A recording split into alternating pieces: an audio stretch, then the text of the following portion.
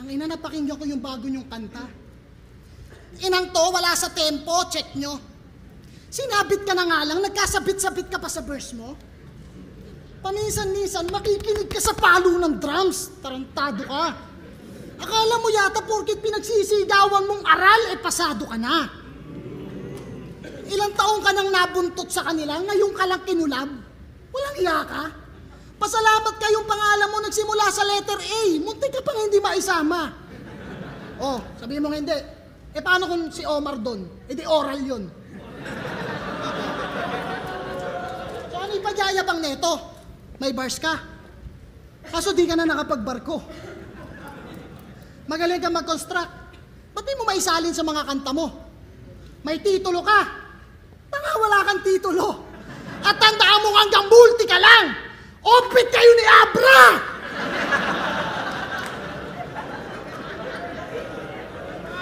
Bumanat pa talaga ng pakanta. Pangbaladir, isang istansa. Pex, wag mo sakupin lahat. Baka mawalan ng karir sila Skasta. Mga salita, meron pang aral na hindi mo mapupulot sa iba. Kinamulatan para malat. Inaka, mga autistic talaga no, pag ganado, di maawat. Pinagtripan ng puta pakinggan nyo. Parang sa ibang beach siya pinalapat. Pang-rap contest Ang yabang sa lyrics, kala mo yung boses niya pang orchestra. Sige nga, paano mo nasabing nang galing niya sa puso kung offbeat ka? Di bali na. Nakamulti naman daw. Di na bali ng wak. Ganyan si pari magbars. Hindi to battle of gods. Tawag dito, handicap match. Alanganin ka kung sakali man at kahit pa may judge, wala nang talent sa pag-awit. Puta awit pa mag-rap.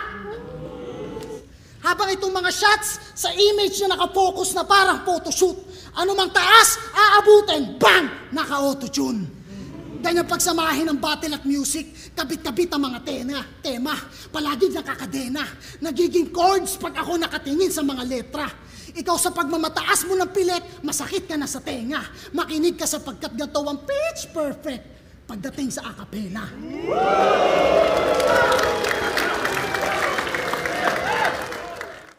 Pero pinaka nag-stand out dito yung una niyang angle tungkol sa aral na track kasi kakalabas lang nito nakaraan. Tapos maraming nga dong comment na nababasa ko rin na si Apex sa offbeat nga daw na dapat di sila kasali doon. Tsaka buti na nga lang daw naging A yung pangalan niya kaya siya nasama sa aral kasi kung si Omar magiging oral yun.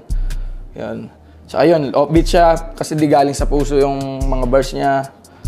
Hindi ka na nga magaling umawit, awit ka pa mag-rap. Kasi may ano siya may part din siya doon na nag-auto-tune siya doon sa verse niya Tapos yun nga, na yung pitch perfect yan ang pinakamalupit po, tangin yan. Pinakamalupit na punchline na about doon sa pagiging offbeat. Pagdating naman sa rebuttals, parang hindi ko masyado hindi ako nakapag-keep track ng rebuttals, pero ang tumatak sa akin is yung rebuttal ni Apex na hindi naglanding. Yung pasigaw niya na sinabi na parang yung sa offbeat daw, kasi bingi ka and shit. Medyo para siyang alam mo yung mga, parang nag-post si M-Zite ng magandang argumento, tapos yung comment mo, parang gano'n lang. Parang yung sagot yung argument niya is weak. Although okay, execution, yung delivery, but the argument itself is weak. Plus, medyo for me factual yung pagka-offbeat sa aral. Anyway, sorry bro. On how good he is at it. May isang manunula, gali sa dilaw pati, asul pula, makamandag kapag dumudura, puno-puno na yung mga pumupuna.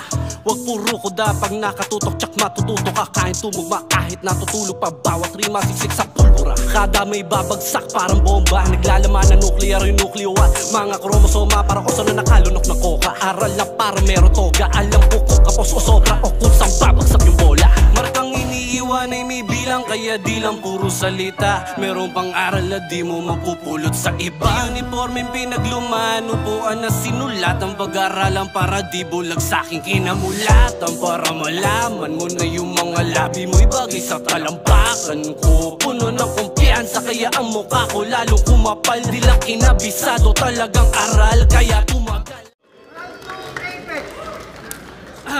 Yo! Offbeat daw ako! Yung banat kinuha sa comment section, di man lang iniba. Tanga, hindi ako offbeat. Ang tawag doon, biga!